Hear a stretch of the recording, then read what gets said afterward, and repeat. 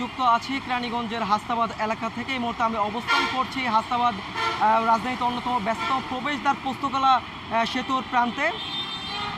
দর্শক, আমরা যেমনটি জানি, ঈদুল আজহার দীর্ঘ 10 দিনের ছুটি প্রায় শেষের দিকে, আর হাতে আছে মাত্র 2 দিন। এরই মধ্যে কিন্তু রাজধানীতে দক্ষিণাঞ্চলের মানুষদের যে কর্মব্যস্ত মানুষদের যে অনুপ্রবেশ, এই প্রবেশে কিন্তু ব্যস্ততা দেখা যাচ্ছে। আমরা সকাল থেকে এই রাস্তায় যেমনটি দেখতে পাচ্ছি যে বেলা বাড়ার সাথে সাথে কিন্তু এখানে মানুষের গাড়ির সংখ্যা কিন্তু বাড়ছে।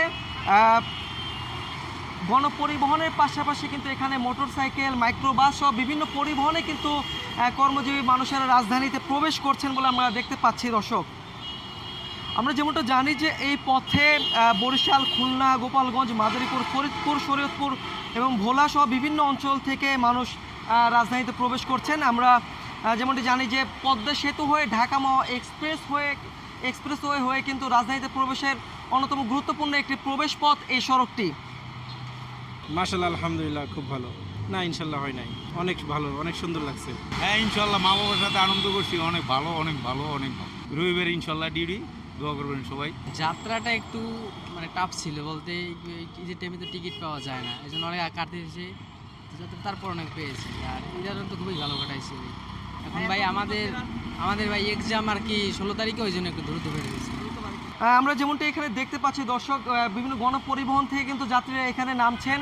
আমরা তাদের সাথে কথা বলেছিলাম, তারা যেমনটি জানাচ্ছিলেন যে এবার দীর্ঘ ছুটি থাকায় কিন্তু সড়ক পথে অনেকটা যানজটের যে ভোগান্তি, সেই ভোগান্তি কিন্তু তাদের পোহাতে হয়নি, এবং পরবর্তী আগামী যে 2 দিন শুক্রবার শনিবার যানজটের ভোগান্তির চিন্তা করে কিন্তু আগেভাগেই তারা আসলে রাজধানীতে প্রবেশ করছেন বলে আমাদের জানিয়েছিলেন। এছাড়া আমরা কথা বলেছিলাম দায়িত্বরত ট্রাফিক পুলিশ সদস্যদের সাথে, তারা যেমনটি জানাচ্ছিলেন যে সড়ক পথে যেন নির্বিঘ্নে যাত্রীরা রাজধানীতে প্রবেশ করতে পারে, সেই কারণে কিন্তু তারা আসলে এখানে কর্মব্যস্ত সময় পার করছেন। সতর্ক প্রহরীর দায়িত্ব তারা আসলে পার করছেন।